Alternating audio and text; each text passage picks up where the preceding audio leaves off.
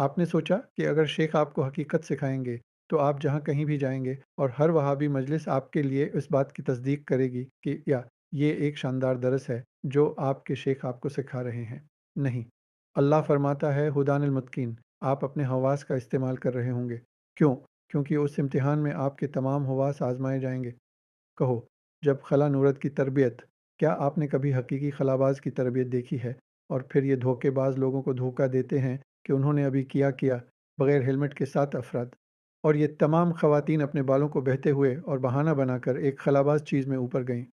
क्या आपने कभी खलाबाज को ट्रेनिंग करते देखा है? वो उन्हें पानी पर मारते हैं, वो उन्हें समंदर के नीचे डुबो देते हैं, वो उन्हें हेलमेट और हर कस्म की चीज़ में डालते हैं, वो उन्हें दबाव में डालते हैं जहाँ वो सांस नहीं ले सकते।